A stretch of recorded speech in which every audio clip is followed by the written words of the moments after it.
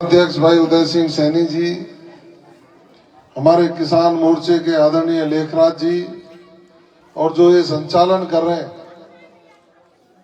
इनको आपने देखा ही होगा। बहुत लंबे समय तक आपने संघर्ष किया, यहाँ पार्टी को खड़ा करने का काम किया। अब एक बहुत शानदार विद्यालय संचालित करते हैं आदरणीय मंजीत जी गुलाटी साहब। हमारे विचार परिवार से जुड़े पूर्व मंडल अध्यक्ष रहे राकेश जी, मथुरा से पधारे यादवेंद्र शर्मा जी, हमारे डेयरी के पूर्व चेयर फत्ते फेंटा जी, फेंटा बांध के रखते हैं, इनका नाम ही फत्ते फेंटा है। ये डेयरी के चेयरमैन रहे भरतपुर के। पूर्व जिला परिषद के सदस्य भाई उदय भान जी, हमारे पंचायत समिति के पूर्व प्रधान और लगातार पार्षद रहे, अब भी नगर पालिका नगर में दो वार्डों से पार्षद भाई अर्जुन सिंह जी, हमारी पार्टी के वरिष्ठ नेता बहुत लंबे समय से संघर्ष कर रहे हैं आदरणीय सतीश जी बंसल साहब, हमारे नरेश जी, अकरम जी, और इस कार्यक्रम में जिन्होंने व्यवस्था के रूप में जिम्मेदारी ली, ऐसे मेरे अजीज मित्र,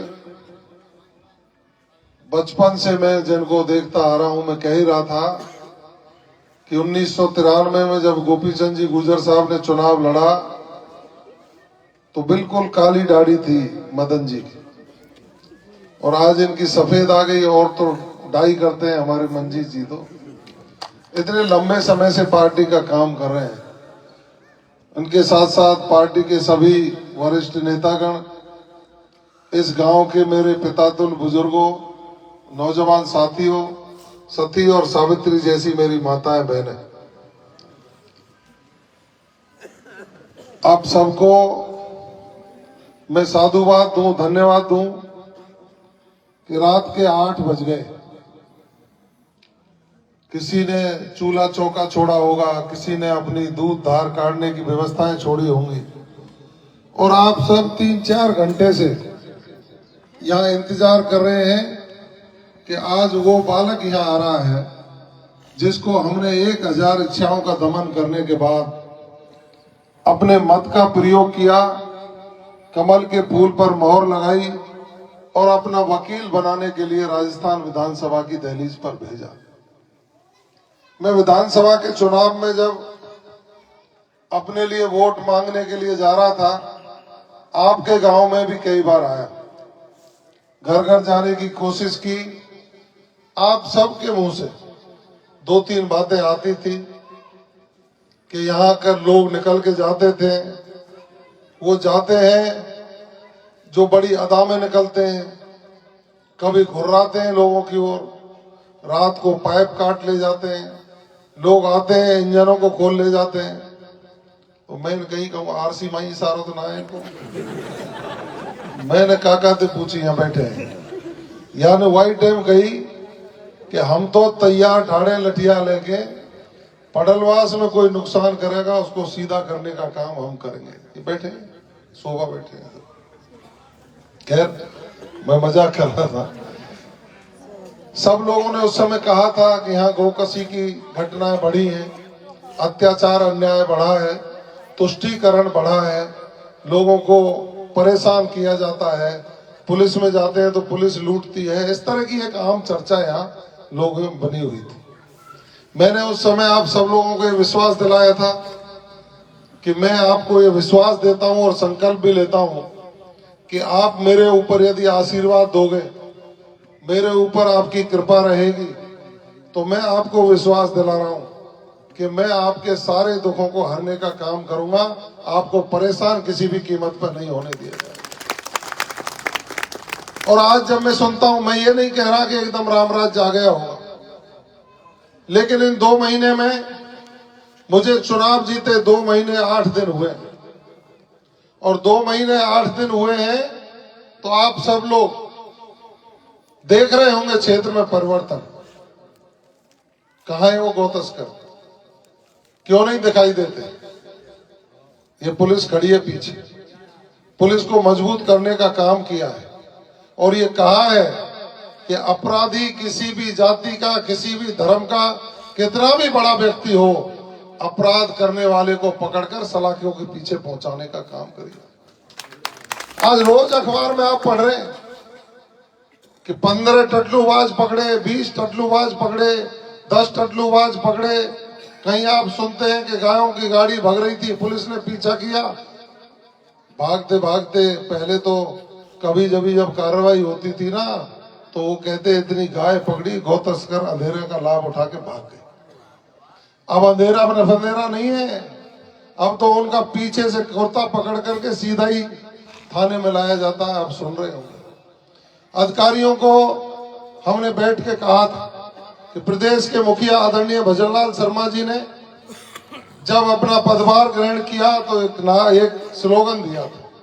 उन्होंने अपना मूल उद्देश्य बताया था कि हम राजस्थान में सुशासन लाने का काम करेंगे, भ्रष्टाचार मुक्त राजस्थान, अपराध मुक्त राजस्थान और विकास की दृष्टि से नंबर 1 राजस्थान बनाने का काम करेंगे। मैंने बैठक ली थी सरपंचों की। ये प्रताप सिंह जी बैठे हैं, सरपंच संघ के अध्यक्ष हैं, यादव साहब पीछे। मैंने वहां कहा था उस समय कि मैंने सुना है यहाँ विधायक निधि जब दी जाती थी तो 10 से 15%, 20% पैसा लिया जाता था। मैंने यहाँ सुना है जब मेवात का पैसा बांटा जाता था तो लोग उसमें भी कमीशन खाते थे। इतना ही नहीं, जो पंचायतों के पास पैसा आता है उसमें से भी कमीशन तय था। मैंने सरपंचों को, बीडीओ को, सेक्रेटरी को, सबको बैठा करके कहा है, अच्छा काम करिए, बढ़िया काम करिए। यदि मिली भगत से पैसा खाने का काम किया तो जवाहर सिंह बेड़म से बुरा कोई नहीं होगा। तुम्हारा इलाज करने का काम करिए, पैसा खाने का काम मत करिए, अच्छा काम करिए, हम आपका सम्मान करेंगे। सरपंच की पोस्ट बड़ी सम्माननीय होती है। सरपंच की पोस्ट को अपना सम्मान रखना है, मैं उनका सम्मान रखने का पूरा काम करूंगा। लेकिन कहीं कोई आपसे अधिकारी, कर्मचारी, कोई ऊपर का व्यक्ति सरपंच को प्रताड़ित करने का काम करे, कमीशन खाने की बात करे, तो आप अपने बेटे को आदेश दे देना, उसका इलाज करने का काम हम करेंगे। हमने ईमानदारी चाहिए, कोई व्यक्ति परेशान नहीं चाहिए। यदि कोई व्यक्ति परेशान दिखाई देगा तो उसकी मदद करने का हम काम करेंगे। सुधार आया है, अधिकारी कर्मचारी भी वही हैं। पहले उनको दूसरे तरीके से यूज किया जाता था, आज उनको दूसरे तरीके से यूज किया जाता है। हम बैठते हैं उनके बीच में, बैठ करके हमने एक ही बात कही है कि हमें किसी का गुलदस्ता नहीं चाहिए, हमें किसी की माला नहीं चाहिए, हमें किसी भी प्रकार का खर्चा नहीं चाहिए। हम तो फक्कड़ हैं, गरीब किसान के बेटे हैं, चटनी रोटी खा करके अपने जीवन व्यतीत कर लेंगे, लेकिन नगर विधानसभा के किसी भी गरीब व्यक्ति के साथ अत्याचार सहन नहीं करेंगे। सब लोगों को निर्देश दिए, समय जरूर लगेगा, समय सुधारने की व्यवस्था कर रहे हैं। अब सरपंचों का भी मनोबल बढ़ा है और जनप्रतिनिधियों का भी मनोबल बढ़ा है। लोग काम करने की चर्चा कर रहे हैं, चर्चा करने के साथ विकास की योजनाएं बन रही हैं और योजनाओं को शीघ्र लागू करने का काम हम करेंगे। राजस्थान में मुख्यमंत्री जी ने जैसे ही पदभार ग्रहण किया, उन्होंने पदभार ग्रहण करने के बाद कहा कि हमारे युवा बेरोजगार जो वर्षों तक तैयारी करते हैं, उनका गरीब माँ बाप पेट बांध करके उनको जयपुर खर्चा पहुंचाने का काम करता है, और सरकार में बैठे लोग जो मंत्री पद पर मुख्यमंत्री के नजदीकी लोग हुआ करते थे, वो लोग मिली भगत करके अपने घर में 4-4 RAS बना लेते हैं। हमारी बेटियां वहां पढ़ती हैं, उनको जाते हैं तो पता लगता है पेपर लीक हो गया। पेपर लीक होने के बाद नौकरी कौन के लोग लगे? विधायक का रिश्तेदार लगा, मुख्यमंत्री के रिश्तेदार लगे, प्रदेश अध्यक्ष के परिवार के लोग लगे। गरीब व्यक्ति भटकता रह गया और अपना पेट बांध करके जो पैसा खर्चा के लिए देते थे, उस बाप के 9 आंसू रोए, वो बेचारा मायूस हो गया। प्रदेश के मुख्यमंत्री जी ने सत्ता संभालने के बाद कहा, जिस दिन पदभार ग्रहण किया, कि जिन लोगों ने युवाओं के, बेरोजगारों के साथ अत्याचार किया है, अन्याय किया है, उनको सलाखों के पीछे पहुंचाने का काम करेंगे और SIT का गठन करके ADG स्तर के अधिकारी को जिम्मेदारी देके 50 से ज्यादा लोगों को गिरफ्तार करके जेलों में पहुंचाने का काम किया है, युवाओं के साथ न्याय करने का काम किया है। माननीय मुख्यमंत्री जी ने कहा कि जिस तरह से संगठित अपराध घटते हैं, पश्चिमी राजस्थान में गैंगवार होती है, कहीं गोलियां चलती हैं, लोगों के साथ बदला लेने के जिस तरह से गैंगवार आपस में एक दूसरे के खिलाफ गोलीबारी करते हैं, सुपारी लेते हैं किसी को निपटाने का, anti terrorist anti gangster task force गठित करके उन अपराधों के खिलाफ अभियान चलाने का काम कर दिया। उन्होंने कहा कि हमारा गरीब व्यक्ति जिस पे खर्चा चलाने के लिए पैसे नहीं होते हैं उसको हम संबल देंगे, उनको सहायता प्रदान करेंगे। गैस का सिलेंडर गरीब को 1000 रुपए में 1100 में नहीं 450 में मिलेगा और वो 1 तारीख से मिलना भी शुरू हो गया। गरीब अपनी रसोई में सस्ती गैस से भोजन बना करके अपने बच्चों को दे सकेगा। उन्होंने इसके साथ ये भी कहा हमारा किसान जो अन्नदाता है दिन की दोपहरी में रात के 12 बजे खेत में खड़ा होकर के इस देश के और विदेश तक लोगों का पेट भरने का काम करता है, उसको सम्मान मिलना चाहिए, उनको उचित मूल्य मिलना चाहिए। जो गेहूं का मूल्य 2275 रुपए था उसके 125 रुपए बढ़ा करके 2400 रुपए प्रति क्विंटल करके किसानों को संबल देने का काम किया। इतना ही नहीं किया, माननीय मुख्यमंत्री जी ने कहा कि मोदी जी यहाँ गारंटी देकर के गए। गारंटी देने के साथ उन्होंने कहा था कि यदि हमारी सरकार बनेगी तो जो किसान सम्मान निधि के रूप में 6000 रुपया प्रति किसान को उनके खाते में पहुंचाने का काम करते थे, हमारी सरकार आएगी तो हम 12000 रुपया देंगे। उस वादा को निभाने का काम किया और माननीय मुख्यमंत्री जी ने कैबिनेट में निर्णय लिया कि इसी वर्ष से अब 6000 नहीं 8000 रुपया आपके खाते में आएगा, जिसको क्रमबद्ध तरीके से चरणबद्ध तरीके से 12000 तक पहुंचाने का हम काम करेंगे। माननीय मुख्यमंत्री जी ने कहा है जितने भी घोटालेबाज हैं पिछले 6 महीने में 1 साल में घोटाला करने के लिए जो विकास योजना उन्होंने लागू की, धरातल पर कोई आया नहीं, लोन लेकर के पैसे को खा गए, विकास के पैसे को खा गए। 1 साल के भीतर जितने भी इन्होंने घोटाले किए उन सारे घोटालों के ऊपर कमेटी गठित करके उनकी नाक में नकेल डाल करके पैसे को निकाल करके राजकोष में जमा कराने का काम किया जाएगा। और पहले तक यदि किसी ने भ्रष्टाचार किया उनको सबको चिन्हित करके उनको सबक सिखाने का काम राजस्थान की सरकार करेगी। उन्होंने कहा जो हमारे लोकतंत्र सेनानी थे उन लोकतंत्र के सेनानियों ने इमरजेंसी में आप सब लोगों के लिए उस समय कांग्रेस के लोग जिस तरह से अत्याचार अन्याय कर रहे थे, लगातार इमरजेंसी लगा करके लोगों को, नेताओं को, आवाज उठाने वाले लोगों को जेलों में पहुंचाने का काम किया था। उन लोगों की लोकतंत्र सेनानी पेंशन जो बंद कर दी गई थी कांग्रेस के राज में, उसको पुनः चालू करके उनका सम्मान बढ़ाने का काम किया है। और आपके बीच के गोपी चंद जी गुजर साहब को भी 20,000 रुपए प्रति महीने का फायदा कर दिया है। आप भी लोकतंत्र के सेनानी 24,000। अब ये देखिए बदलाव आया है और इस बदलाव की बयार में हम और आप सब लोग कदम से कदम मिलाकर के चलना होगा। हम कदम से कदम मिलाकर के चलेंगे तो निश्चित रूप से जो सपना आपने संजोया, जो सपना आपने देखा था, उस सपने को पूरा करने का काम करेंगे। उन्होंने अभी जब बजट आया तो आपने देखा होगा लेखा अनुदान मांगे पड़ रही थी माननीय दिया कुमारी जी, उस समय उन्होंने जिस तरह से लेखा अनुदान मांगों को रखा, उन्होंने कहा कि हम जिन लोगों को पिछले 3 साल से पेंशन नहीं मिल रही, बुजुर्ग बैठा है डाकिया की तरफ देखता है, अपने बैंक खाते में देखता है पैसा कब आएगा कब नहीं आएगा, कांग्रेस के लोगों ने उनकी पेंशन तक नहीं भेजी। उन्होंने कहा अब 1000 रुपया नहीं 1150 रुपया प्रति महीना उनके खाते में पहुंचाने का काम राजस्थान की सरकार करेगी। उन्होंने 1000 करोड़ से ज्यादा की सड़कें मंजूर करने का काम किया है। उनका बजट अनुदान, लेखा अनुदान मांगे पारित कराने का काम किया है। सड़कों को जोड़ने का काम करेंगे। और माननीय मुख्यमंत्री जी का सपना जब चर्चा कर रहे थे कि हमारा जो नगर है ठीक है, ठीक हमारी सड़कें मेगा हाईवे से जुड़ी है, लेकिन नहीं, इसको बड़ौदा मेव से लेकर के जो एक्सप्रेस वे है और पानी पेज पे जो यमुना एक्सप्रेस वे है, आपके गांवों से होकर उचार करके नेशनल हाईवे में जल्दी कन्वर्ट करके आपको सौगात देने का काम किया जाएगा। इतना ही नहीं किया, इस 1.5 महीने के कार्यकाल में आदरणीय मुख्यमंत्री जी ने कहा कि हम किसान हैं और किसान अपनी मांग को लेकर पिछले कई सालों से लोग सरकारों से मांग कर रहा है, अपनी बात कर रहा है, लेकिन पिछली कांग्रेस की सरकार ने हमारी ERCP की योजना जो पूर्वी राजस्थान नहर परियोजना थी उसको राजनीति के दलदल में फंसा दिया।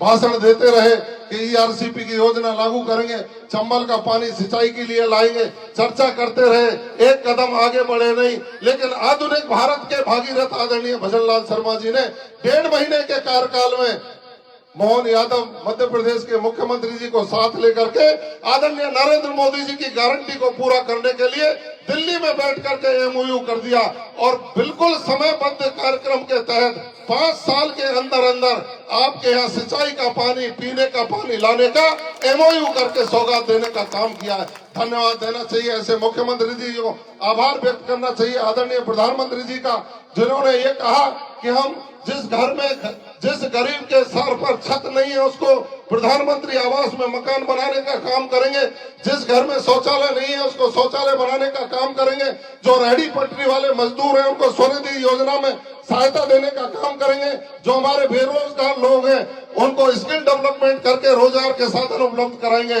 जिन लोगों को लोन नहीं मिलता उनको मुद्रा योजना में लोन देने का काम करेंगे, जो महिलाएं उनको सशक्त करने का काम करेंगे, विरासत का संरक्षण करेंगे, संस्कृति का संरक्षण करेंगे और इस देश को 2047 में विकसित देश की श्रेणी में शामिल करने का काम करेंगे। आज हम सौभाग्यशाली हैं, जो देश पहले 15वीं 16वीं स्थान पर अपनी अर्थव्यवस्था में हुआ करता था, आज हमको और आपको गौरव है पूरे विश्व की अर्थव्यवस्थाओं में 5वें स्थान का भारत देश अर्थव्यवस्था में मजबूत हुआ है, जो अगले 5 सालों में 3रे स्थान पर आकर के सोने की चिड़िया बनने की ओर बढ़ रहा है। जिस देश को विदेशी आक्रांताओं ने लूटा, जिस देश की संस्कृति पर विदेशी आक्रांताओं ने हमला किया, जिस देश के धार्मिक स्थानों को तोड़ने का काम किया, आज विरासत संरक्षण का काम देश के प्रधानमंत्री जी कर रहे हैं और उस विरासत संरक्षण के कार्यक्रम के तहत ही आप सब लोग देख रहे होंगे महाकाल का कॉरिडोर बन गया, बाबा विश्वनाथ में मां अन्नपूर्णा देवी की स्थापना हो गई और जिन राम जी का नाम सुबह और शाम हम लेते हैं, भगवान राम मर्यादा पुरुषोत्तम, उनके आदर्श पर चलने का हम जो काम करते हैं, उन मर्यादा पुरुषोत्तम राम लला का मंदिर, भव्य मंदिर अयोध्या में बनाकर पूरे विश्व में संदेश देने का काम किया है कि हाँ, हम विरासत का संरक्षण करेंगे और इस देश को विश्वगुरु बनाने के रास्ते पर लेकर के चलेंगे। अब बताओ वोट किसको देना चाहिए? बताइए वोट किसको देना चाहिए? मोदी को देना चाहिए ना? तो इसीलिए हम रात को आपके यहाँ आए। उन्होंने कहा कि हमारी पार्टी के नेता, हमारी पार्टी के मंत्री, हमारी पार्टी के कार्यकर्ता एसी में सोकर के आनंद नहीं लेंगे। आपको जनता ने इसलिए चुना है कि उनके दुख दर्द जानिए, आपको जनता ने इसलिए चुना है उनकी समस्याओं का समाधान करिए। और इसीलिए उन्होंने कहा कि अब सर्किट हाउसों में नहीं सोओगे, आप तो गांव में जाके सोएंगे और गांव में भी जैसी व्यवस्था मिल जाए। हमने देखा था पिछली बार कोई कांग्रेस के नेता गए थे, सुना था नीचे उसमें एसी लगाया गया था, नई नई बाल्टी लाई गई थी, नई खाट लाई गई थी, नई चादर लाई गई थी, क्योंकि वो तो बड़े आदमी थे ना, उनको पता नहीं है भारतीय जनता पार्टी का कार्यकर्ता तो फटी दरी पे पहले सोता था और अब गांव चलो अभियान कर दिया तो उसी फटी दरी पे सोने के लिए बडलवास में आ गया। जो स्थिति होगी, हम तो किसान हैं, हम आपके साथ रहेंगे, चर्चा करेंगे, बात करेंगे और वो इसलिए करेंगे कि हमको और आपको मिलकर समृद्ध भारत बनाने का काम करना है, एक भारत श्रेष्ठ भारत बनाने का काम करना है। हमको चर्चा करनी है कि हमारे बच्चे पढ़ लिख कर संस्कारित कैसे, उन पदों पर कैसे पहुंचे जहां माँ बाप ने सपना सोचा था। हम ये चर्चा करेंगे कि हमारे गांव का जो बेरोजगार है वो कैसे उद्यम कर सकता है, सरकारी नई नौकरी नहीं लगे तो अपना स्वयं का साधन उत्पन्न करके कैसे परिवार का पालन पोषण भरण पोषण कर सकता है। और देश के प्रधानमंत्री जब चिंता करते हैं तो उन्होंने कहा कि जो हमारा गांव गरीब व्यक्ति बीमार हो जाता है तो जुकाम भी हो जाता है तो आड़तिया के पास जाता है, भाई 200 रुपया दे दो, मेरा बच्चा बीमार है उसका इलाज करा देंगे।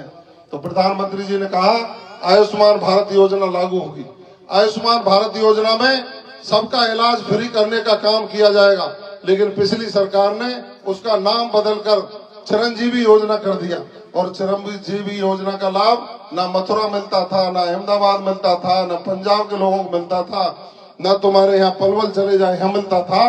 प्रदेश के मुख्यमंत्री ने 1.5 महीने के कार्यकाल में यह भी निर्णय कर दिया कि अब चिरंजीवी नहीं आयुष्मान भारत योजना ही होगा और उस आयुष्मान भारत की सीमा 25 लाख होगी और राजस्थान में नहीं सभी प्रदेशों में राजस्थान के निवासियों को लाभ मिलेगा। वो चिंता करते हैं। और चिंता करते हैं, इसीलिए आपको उज्ज्वला गैस के कनेक्शन दे दिए। पहले हम और आप देखते थे ना, चौमासे में जब मेहमान आ जाया करते थे, चौमासे का महीना होता था, 4 आदमी आ जाया करते थे और ये लकड़ियां गीली हो जाती थी, सरसों के डांठरे हो चाहे वैसी हो, जब गीली हो जाती थी तो हमारी माए धुआं दे दे करके दे फूंक, आधो धुआं पेट में आधो आंखन में, इस तरह से होता। चिंता रहती थी रिश्तेदार नाराज नहीं है जाए, और ये काका शोभा हमारे गांव में चले जाए, आलती पालती महल के बीच खाट में बैठ जाए और हम देखे भाई कब नाराज नहीं है जाए, क्यों पूरे को कुंडियारों काट रहा है क्यों, इस तरह। लेकिन उन्होंने कहा कि अब ऐसा नहीं होगा, गरीब की रसोई में भी गैस का सिलेंडर होगा और वो गैस के सिलेंडर से खाना पका करके अपने परिवार को देगी, जिससे उनकी आंखों की बीमारी से बचा जा सके। पहले लैट्रिन बाथरूम के लिए बड़े लोगों के घर में मिला करते थे, वरना तो गांवों में जो व्यवस्था थी आप भी समझ रहे। लेकिन देश के प्रधानमंत्री जी ने जब सत्ता संभाली तो उन्होंने कहा स्वच्छ भारत का नारा दिया, क्योंकि गंदगी मिटेगी तो बीमारियां मिटेगी। उन्होंने 12,000 रुपया प्रति व्यक्ति सहायता देने का काम किया। आज अधिकतर घरों में शौचालय बनाकर उनको उपयोग करने का आप लोग काम कर रहे हैं। डिजिटल इंडिया बना करके लोगों को प्लेटफॉर्म देने का काम किया। लेकिन एक बात जरूर कह रहा हूं, इस डिजिटल इंडिया के और साइबर के सिस्टम में युवा पीढ़ी दिशा नहीं भटके, युवा पीढ़ी उसका उपयोग सदुपयोग करे। हम यूजीसी की वेबसाइट पर जाकर के देखें, हम क्लास जो अच्छे लोग चलाते हैं उनको देखें, धार्मिक भजन आते हैं उनको सुने। नए लड़के नए बच्चे हैं ना जो थोड़ा बहुत इधर उधर सुनते हैं, माँ बाप को ध्यान रखना चाहिए, ध्यान रख के उनको सदमार्ग पर चलाने का काम करना चाहिए। संस्कृति के लिए हमको और आपको संकल्पित होना चाहिए, क्योंकि हम उस देश के निवासी हैं जिस देश में श्रवण कुमार ने जन्म लिया। अपने अंधे माँ बाप को 4 धाम की यात्रा कराने के लिए श्रवण कुमार ले गया। उसने धर्म निभाया था। जब माँ बाप ने आदेश दिया कि हमें 4 धाम की यात्रा कराइए, वो कंधे पर बिठा करके ले गया। हम उस देश के निवासी हैं जिस देश में भरत जैसे भाई ने जन्म लिया। पारिवारिक कारणों से राम जी को वनवास जाना पड़ा, लेकिन भरत जी ने 14 वर्ष तक खड़ाओं की पूजा करके शासन चलाया, उस सिंहासन की ओर आंख उठा करके नहीं देखी। लेकिन आज की व्यवस्था देखेंगे, भाई भाई से लड़ रहा है, मेंढ को तोड़ रहा है, छोटी सी खूंटा इधर नहीं गड़ेगा इधर गड़ेगा, इस तरह की व्यवस्थाएं करते हैं। हम उस देश के निवासी हैं जिसमें पन्ना दाई जैसी वीरांगना ने जन्म लिया। आदरणीय गोपी चंद जी गुजर साहब पीछे कह रहे थे कि पन्ना दाई ने स्वामी भक्ति की जिस तरह से मिसाल पेश किया, जिन्होंने बहुत लोगों को संदेश देने का काम किया कि हम पशुपालन करके अपनी आर्थिक व्यवस्था को कैसे सुधार सकते हैं, हम उनका बीमारियों का इलाज कैसे कर सकते हैं, और पशुपालक और ग्रामीण लोगों को आशीर्वाद देकर के आगे बढ़ाने का संकल्प जिन्होंने लिया था। हमको आज संकल्पित होना पड़ेगा कि हम सब लोग भाईचारा बना करके रखेंगे, प्रेम भाव से रहेंगे, चर्चा करेंगे, गांव के विकास की तैयारी करेंगे। और गांव के विकास की जब गांव आदेश देगा तो चूंकि मैं आपका नेता नहीं हूं, मैं आपका बेटा हूं। मैंने कहा था ना चुनाव में, मैं नेता नहीं हूं, मैं आपका बेटा हूं। जिस दिन गांव के लोग तैयार करके कह देंगे ना कि हमारे गांव में ये काम होने चाहिए, चाहे मुझे किसी के भी सामने झोली फैलानी पड़े, मैं आपके गांव के कामों की पूर्ति कराने का काम आपका बेटा करेगा। इसलिए जो स्वागत किया, सम्मान किया, उसका तो मैं हृदय से आभारी। और ये पेम्पलेट में आदरणीय मोदी जी ने आप सबको संदेश भेजा है। उन्होंने कहा है कि गांव के लोग पढ़ें लिखें आगे बढ़ें। देश में भी अनुकूल सरकार है और प्रदेश में भी अनुकूल सरकार है, इसलिए हम सब मिलकर कदम से कदम बढ़ाएंगे और राजस्थान को सुनहरा राजस्थान बनाने का काम करेंगे। इसी संकल्प के साथ अभी मैं रात को इसी गांव में हूं, जगह जगह जाऊंगा, किसी की चाय पीऊंगा, किसी का दलिया खाऊंगा, किसी के भोजन मिल जाएगा भोजन करेंगे, कहीं बैठेंगे, दुख की सुख की बात करेंगे और एक अच्छा पडलवास बने। आज आपका गांव दिल्ली तक पहुंच रहा है, माननीय मोदी जी के ऑफिस में आपके फोटो पहुंच गए कि हम पडलवास में हैं, पूरे राजस्थान में चर्चा है। और मुझे आपका जो आशीर्वाद मिला उसके लिए धन्यवाद। और आपके आशीर्वाद के बाद राजस्थान भारतीय जनता पार्टी और राष्ट्रीय नेतृत्व ने जो मुझे प्रदेश भर की जिम्मेदारी दी है, मैं आपके आशीर्वाद से उसको पूरा निभाने का काम करूंगा। हाँ, ये निश्चित है कि आप निश्चिंत रहिए, कहीं कोई किसी प्रकार का भेदभाव, किसी प्रकार की दूसरी चीजें आपको देखने को नहीं मिलेंगी। किसी को कोई व्यक्ति चुगली करने आए तो सीधा जवाहर मैडम को फोन लगा देना। अपन तो सीधी बात करते हैं, सब हमारे हैं, मैं सबका हूं। और अखबार पढ़ रहे हो ना, रोज पढ़ रहे हो ना, बुलडोजर चालू हो गया है, हो गया ना। कल जलालपुर में चला था और अब मैंने कह दिया है अपराधियों को, या तो सुधर जाओ, सही रास्ते पा जाओ, नहीं तो हम तो फक्कड़ हैं, जनता के सेवक हैं। हम नेता नहीं है, नगर के लोगों के बेटा हैं। और हमारे माँ बाप रूपी जनता के विरुद्ध कोई भी गलत काम करने का काम करेगा तो अभी तो एक बुलडोजर चला है, दूसरा गोवर्धन में खड़ा कर रखा है, उसको ला करके उन सारे अपराधियों का इलाज करने का काम करेंगे जो आपकी संस्कृति के विरुद्ध हैं, जो यहाँ की व्यवस्थाओं के विरुद्ध हैं और जो अपराध की दुनिया में चले गए हैं। वो नहीं सुधरे तो सारे इंतजाम करेंगे। आप तो निश्चिंत चैन की नींद सोइए। राम राम साहब।